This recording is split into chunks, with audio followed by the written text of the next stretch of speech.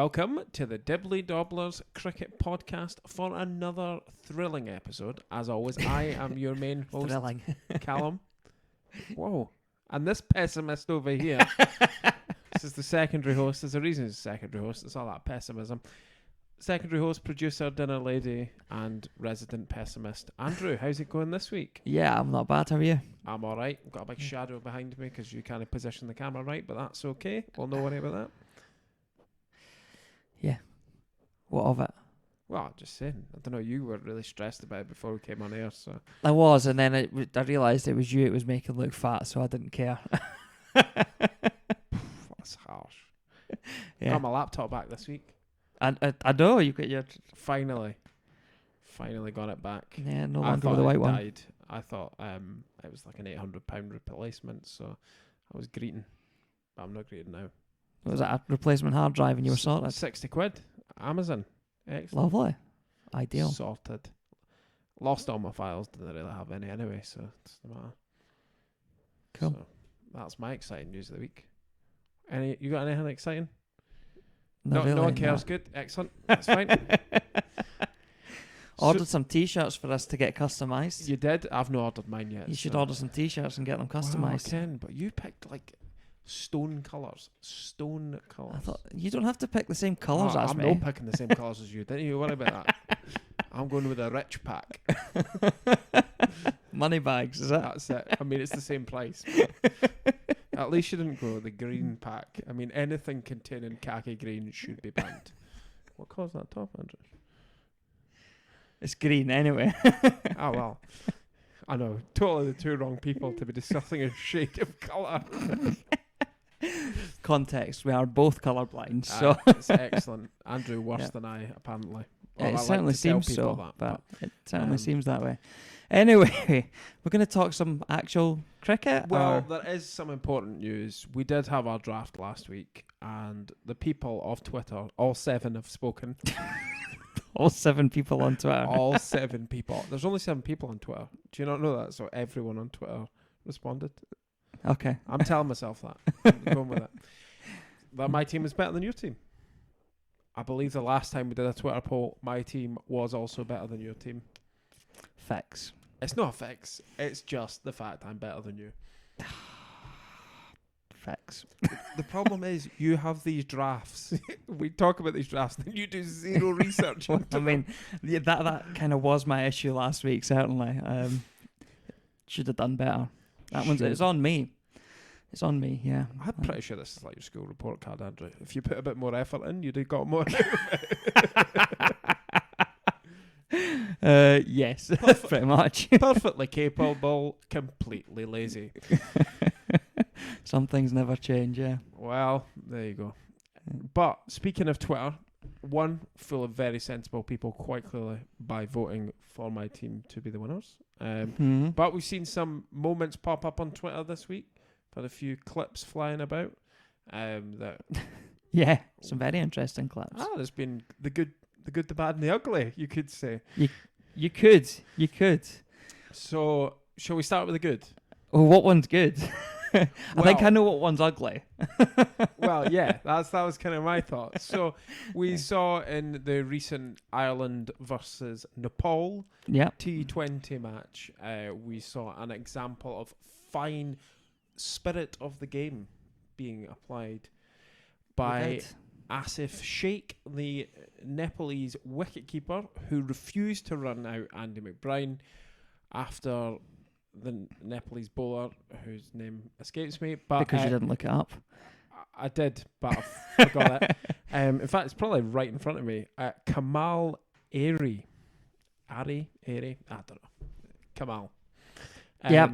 Tripped the boy up. He did, yes. It wasn't intentional, Kicked his heels. but yeah, he did. He clipped his heels, and because of that, McBride was well short of his ground as the ball arrived at the wicketkeeper, because the bowler was intent on fielding it as quickly as he could and grasping the opportunity.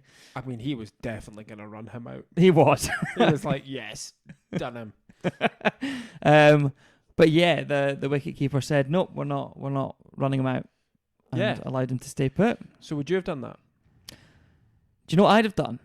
I'd have man-cadded him in the first place because he was a mile out of his ground when the ball was delivered. No, right. I've seen you getting caught up in man-cadding and your bowling goes all over the place. It does, I know. So just focus on the bowling.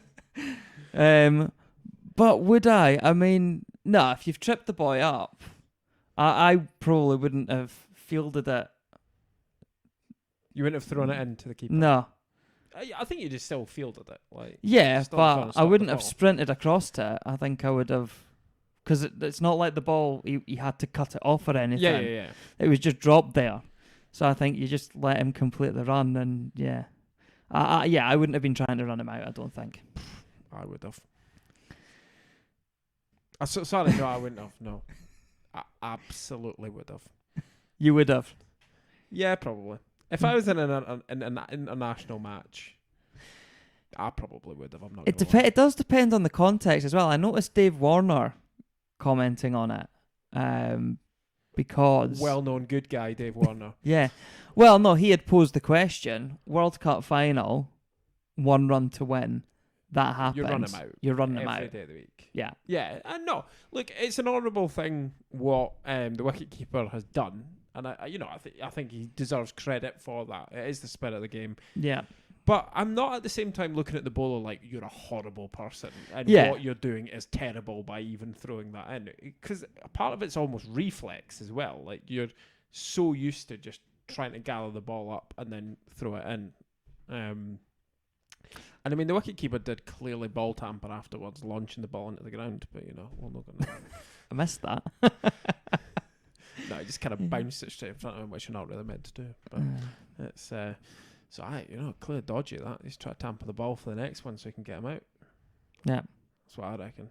Dodgy. But no, that's the good clip. The bad.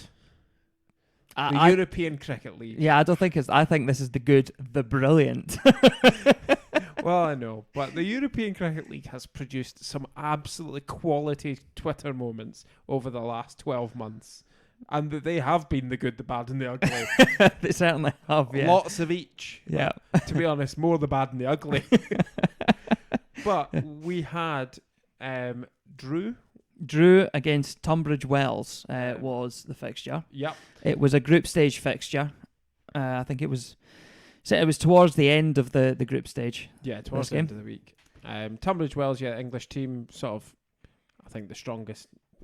In fact, are they the current holders a bit? No, the Dutch. It's the Dutch that have the the current holders.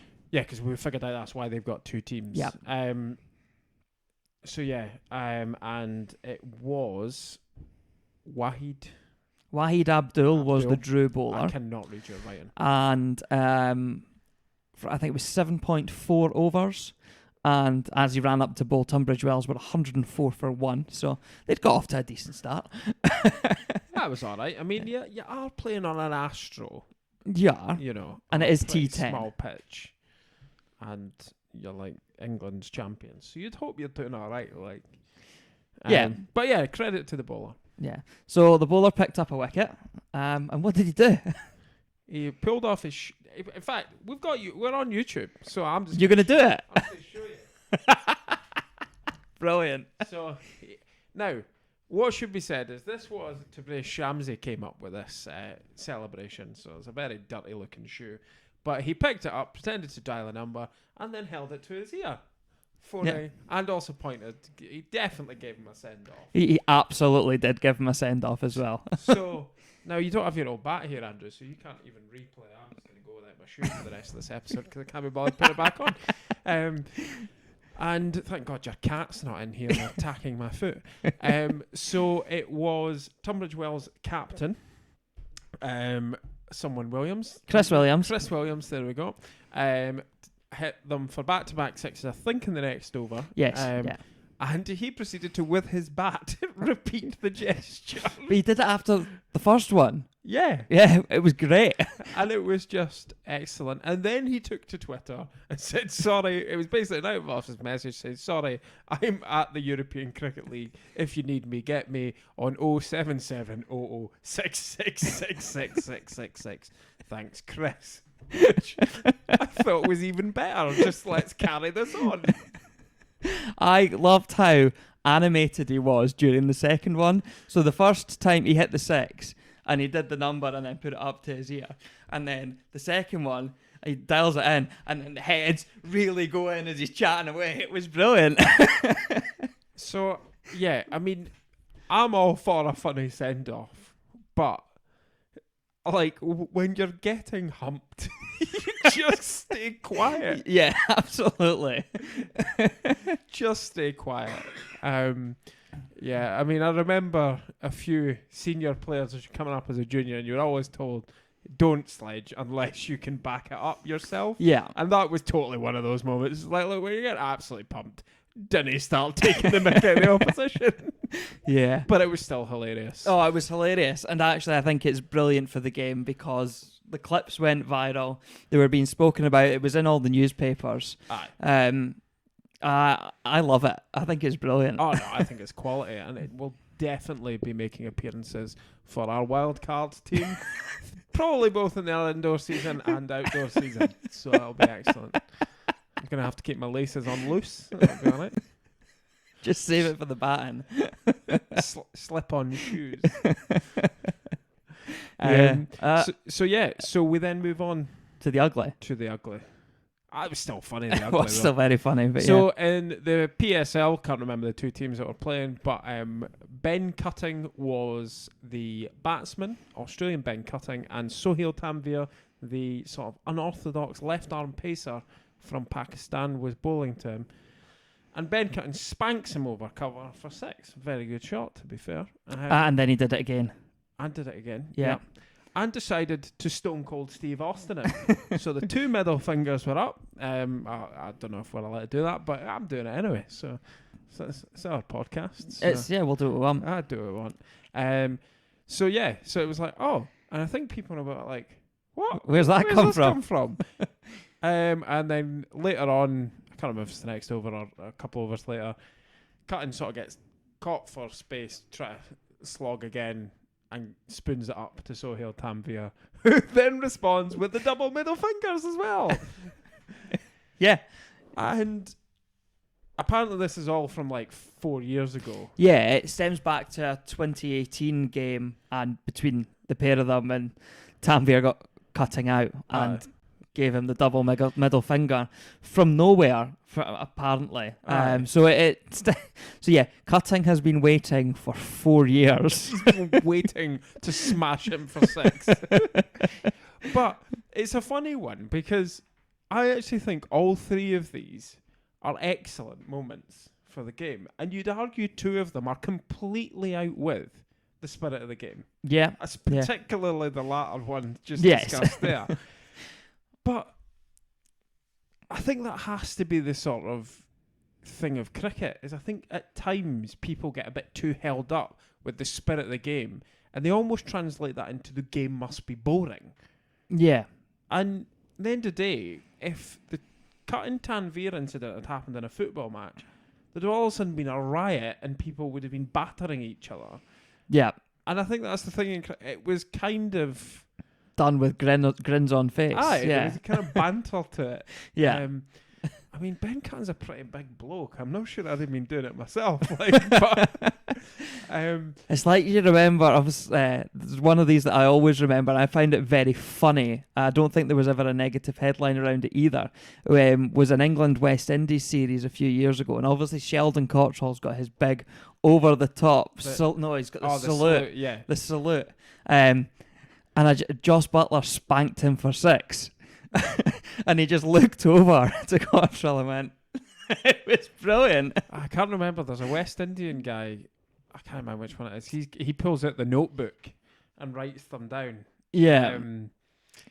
I can't remember now which one it is. But yeah, there are things, like I said, they're funny moments and they have to be allowed to happen. I do think the shorter format of the game is the right sort of forum for these to come out as well. But Darren Goff liked to weird face show back to Argentino pool one as well. I think it's good, and I guess there's less opportunity for retaliation in Test match cricket. You don't see very many 6s hit. Oh, you see a lot more now than you used to. Yeah, that's true. But you're not going to react in the same way after a single six in a test match. Especially if you're England, because you're probably still going to get bowled out for 84. Yeah. But yeah, no, I thought that was the good, and the bad, and the ugly each week. We can't use that as a segment because I think it's match of the day 2 or something. It'll be on us. I think the good, the bad, and the ugly is a fairly well-worn phrase. Oh, well. I don't think anyone would be coming after us for some copyright issues on that one. Excellent. New weekly segment. Andrew, if you can start doing some research, that'd be great. Oh dear. So we had our draft last week. We did. With the IPL auction coming up. I'd no doubt a future, probably in the coming weeks, there'll be discussion on the 100. Because we seem to be seeing the retentions floating about, but that doesn't officially get confirmed till next week. So probably not touch on that until maybe next week or the week after. So I think our sort of main topic for this evening is, or whenever you are watching it, is the Scottish T20. Yeah, and sort of what of it. So in Scotland, we have a domestic T20 competition. What's it called now? It's just is it the CST20 it's called, because the sponsors stopped paying for it. The main sponsor stopped paying any money, yeah. So they went, no, you're not getting it. Although, to be fair, it's all... in some ways, now it's really that's just a finals day.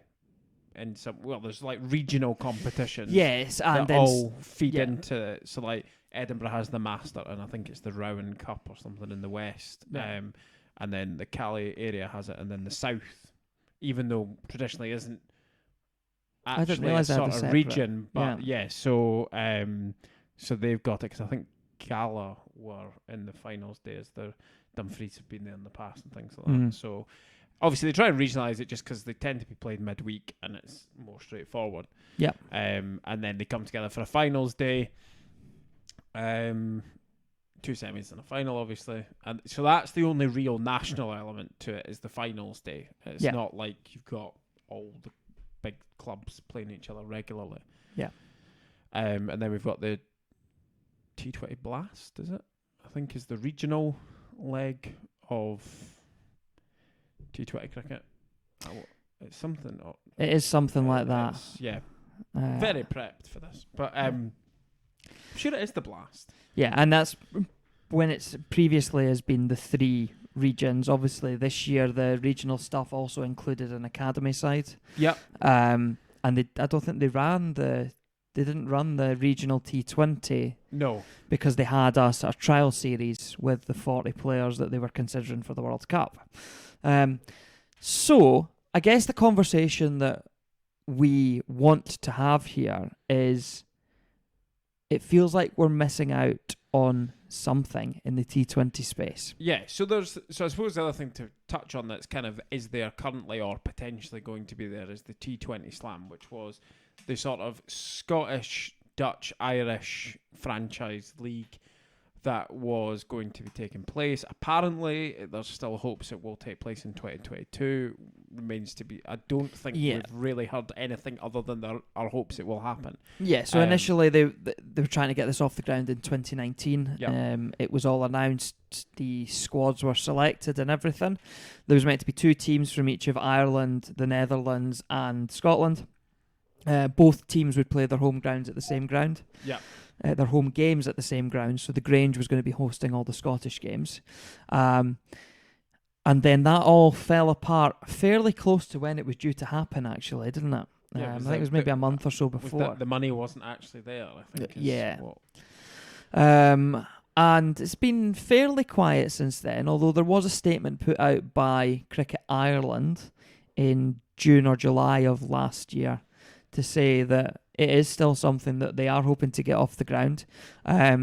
They were delaying it at that point from potentially starting in 2021, but said that the plans are still in place for it to happen in 2022. So, as far as we're aware, it is something that should happen this summer. Yeah. Although we have no, by our understanding, there's no dates on drafts and things like that. Yeah. And obviously we're now starting to hear about the 100, which is likewise happening in the summer, and so you do, as we get closer and closer to the season, you do start to wonder. But even if we go with the assumption, let's go with the assumption that the T20 Slam does happen. Yep. So what we see around, I know Ireland are now a full nation, but around the associate world is that there are now more and more franchise leagues starting. The UAE's got one that the Glazer family of Man United fame are involved in. Yeah, they've recently purchased that, haven't they? Yeah, there's the Nepal, is it the Everest Premier League? Yeah. Canada's got the Global T20, I think they call it. There's the American stuff. The Americans have got 3, because there's the US Open, which takes place in Florida, and they've got minor league and Major League is due to host. So they've got that. Too. You've got this. Okay, even your bigger, all your full nations really now have got their own big franchise leagues. Yeah. Possibly New Zealand actually is one that isn't. It's kind of just their domestic structure, really. It's the only one I can properly think of. But Afghanistan have got a Premier League that's held in the UAE. Right. Okay. Yeah. So what we're seeing is that we kind of appear to be seeing these franchise leagues are popping up here, there, and everywhere. And even if it is just for the smaller countries, there may be only 4 to 6 teams in size. Namibia have announced, I don't know, there doesn't seem to be much information on it as of yet, but there's going to be a Namibian franchise league. So we are seeing all of our sort of competitors in that space are kind of progressing with this. And Scotland are going to have 2 teams, of which last time only had a combined 17 Scottish players in it. I suppose one of my concerns is, are Scotland going to find themselves left behind? And in theory, I suppose by the same conversation, the Dutch probably fall into that as well. Because the problem comes is that where are the Scots playing quality cricket? Let's almost for a second forget about the first team. Because we seem to be seeing a bit more T20 cricket. Maybe Scotland haven't been involved in all of it, but sort of Oman and the UAE, they seem to be pushing, hosting their own series, and other associate nations are benefiting from that because they're getting invited out to play in these tournaments. Yeah. My concern actually lies with the ones that fall out with the first team squad. Mm-hmm. And that is basically everybody who wouldn't be picked, because you're basically saying the T20 Slam teams will have your first team squad and nobody else. Yeah. So where is the development for your young Scottish talent? Yeah, I mean, it's definitely a concern. Ultimately, your standards improve by playing alongside and against higher quality opposition or teammates.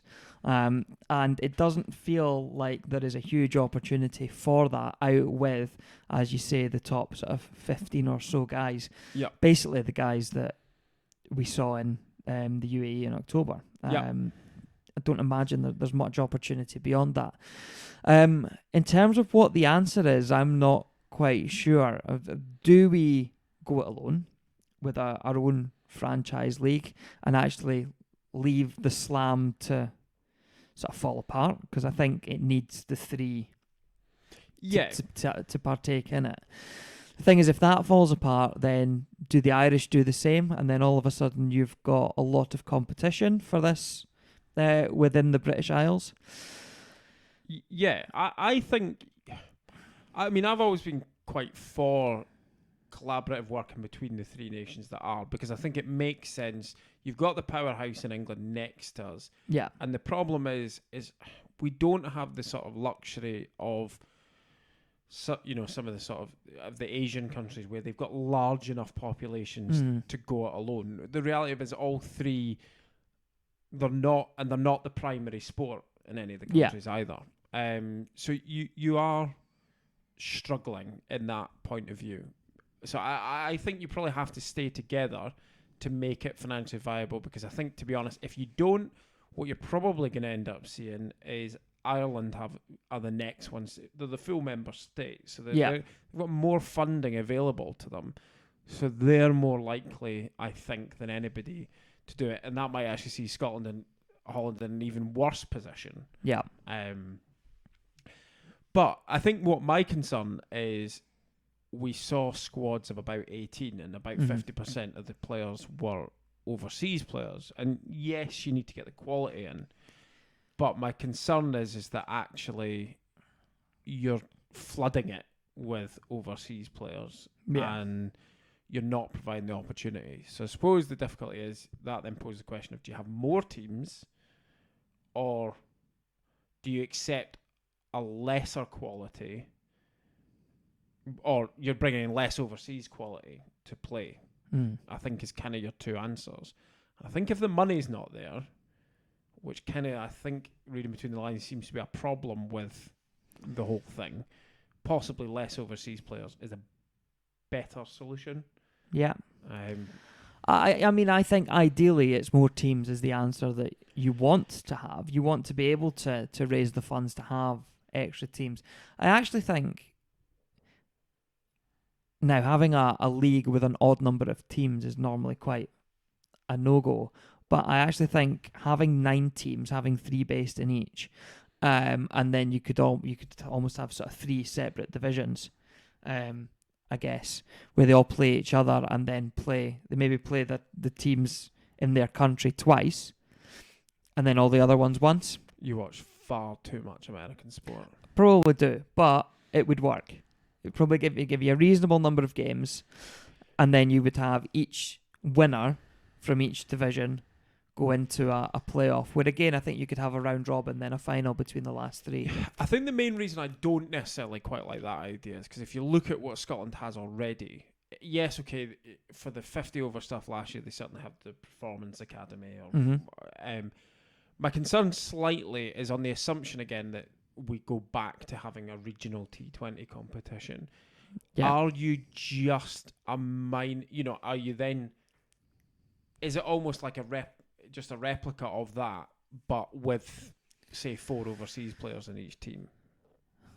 Yeah, it possibly is. Do you lose by regionalising it? I think you maybe lose that additional exposure to like other players on a greater basis. I would agree. I think probably going to 9 is probably a better option, at least in the longer term. It might be a case of you have to start with 6 and then you build to 9, and then you're only. So it's not like it's like India's one country with the IPL, and if you were to then double this, I mean they'd probably still cope. But you're actually just asking each country to contribute one more. And I suppose that's one of the uniqueness is about having it split between 3 countries. Yeah. So in an ideal situation, but I think you want to still be playing. To me, I think you want to still be trying to play everybody. At the end of the day, the distance that you're travelling, I mean, your smaller distances you'll be travelling in the IPL and the Big Bash. Yes, it's true. In modern day, the distance shouldn't really. I mean, the eco-friendly element to it, maybe not so much.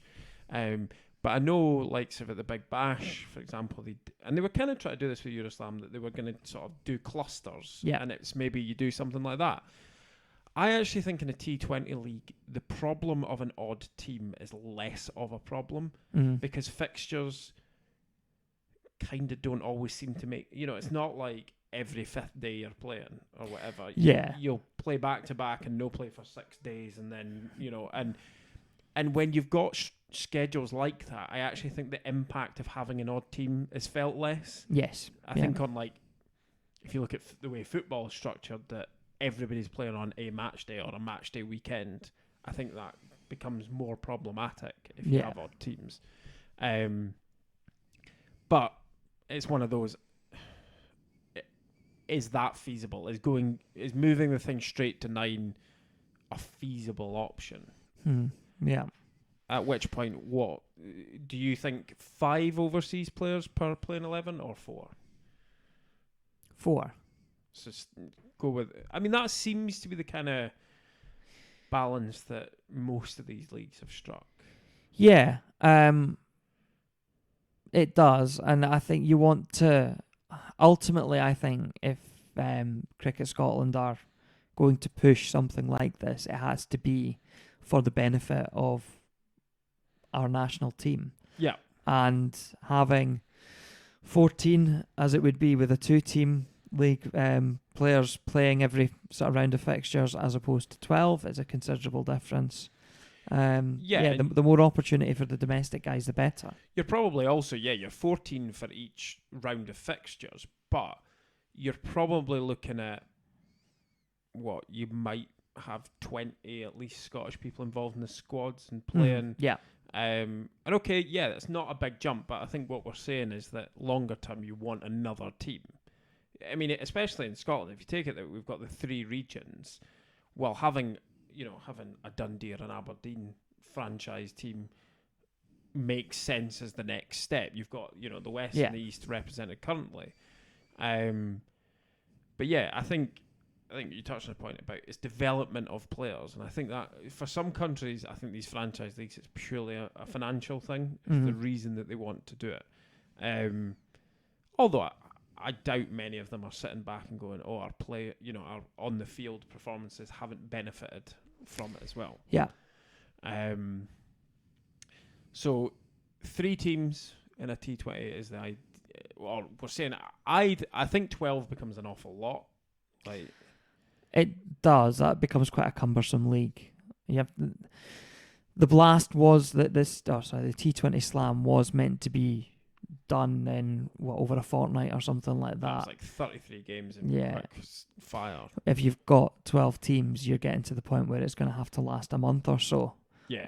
And I don't think you'll be able to pull in the caliber of players that make it worthwhile for a schedule that's that long. Yeah, and I think that's the problem, is that that is one of the problems you got with these so many leagues popping up, because you already see that at points that guys are dropping out of one.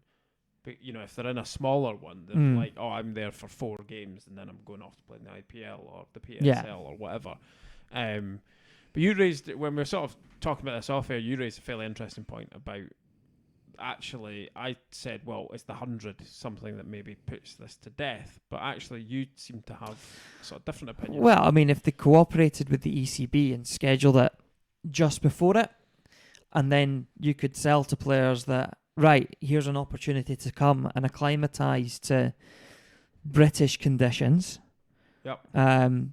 Just before one of your big payday franchise competitions, because that's what the 100 is now. It's one of the big payday leagues for them. So and that's the whole point. And the ECB really try to set the thing up. Is it's meant to it's the 100 is there to compete. It's not there unless you're Tim David, who got $1 million in the IPL and got 50 grand in the 100. What's going on there? What I don't understand about that though is, I know that's just total off on a tangent. They had to still negotiate the people that they retained. Yeah, so he's agreed to that contract rather than going into the draft. And I'm like, is this like a dodgy Rangers deal that there's bonuses on this? There's an EBT out there. He's getting paid 10 grand for every 6 he hits. Yeah, that one was weird, but something we'll discuss in more detail at another point. I suppose it'll be interesting to see the original T20 Slam had some very big names. Rashid Khan was a captain, Babar Azam was a captain, Owen Morgan, but he's got a lot of spare time on his hands now anyway. So. To be fair, I think Owen Morgan would be there regardless. I know. It's the Irish connection, that one. was more just a dig at Owen Morgan. But yeah, Brendan McCullum, Dale Steyn. Well, they're no longer. I was like, they're no longer with us. Sorry, if you stop playing, you're no longer considered alive. It's I mean, obviously there'll have to be a change of personnel, even in this domestic players. We saw. Somebody, someone we know, Scott Cameron, was in one of the squads. The relative Scots faded away a bit from the Scotland stuff, so you'll be seeing even domestically players will change. And you do wonder, to realistically get the thing off the ground, do they maybe need to lower the bar a little bit on who they're bringing in? Can you really bring in some of the big name mercenaries like was originally touted to be happening? Or do you think you have to bring them in? Do you have no option? If you don't bring them in, is it just rubbish? Well, I think you have to get a standard, really. I mean, your guys like actually Tim David, as we've just highlighted, is probably that kind of guy you want to bring in. guys that play in these leagues all across the world. David Visa, someone like that as well.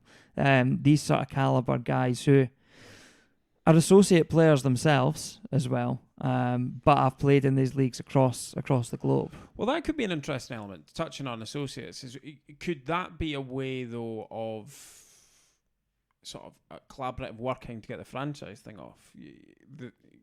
Could you have an associate slot? Like do you have?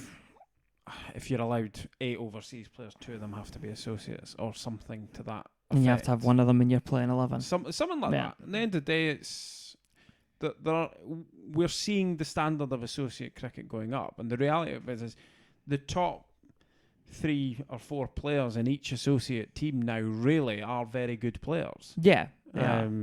And it sort of taps into potentially other markets to get interest into the competition as well.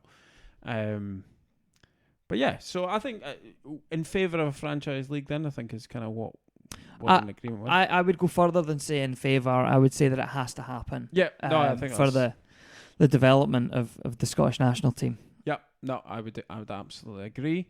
So Cricket Scotland, if you're listening, get it sorted. That's what we want.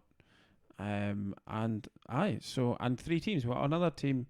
Perth's a lovely spot, Ducat Park could host 2 games at one time. Indeed. That's how you solve the problem. All the games up at the Ducat. And to be fair, the wicket they're looking in cracking nick at the moment. I'm hearing, expecting good things. Indeed. I mean, was it Greg? Is Greg the groundsman? Greg is the groundsman. I'd be worrying if I got that wrong. Yep, so up from Hove, so it's making it look nice. So doing a cracking job. So that's our solution to it. Every game at Ducat. Us on comms. Us on commentary. Absolutely. Chris, just hook us up. We'll sort it out. Just you give us the contacts. We'll get everyone there. Yeah. like Wayne's World. Build it and they will come. Yeah. Right. Well, I think we've bored everyone to tears already. But it's good to talk on Scottish cricket and not English cricket for a change. Definitely, meant to be a Scottish need cricket absolutely podcast. more of that. And we will have more of that over the next few months as well. Yeah. Hopefully some bigger things to come. From the Dibbly Dobbler podcast. But until then, we will see you next time. Bye, everyone. Reach out at DibDobPod, like, share, review, comment, all that sort of stuff. Aye, Just going to forget all that. Right, aye, cool. okay. Yeah. You guys know the drill. Aye. We'll speak to you again soon. Bye-bye.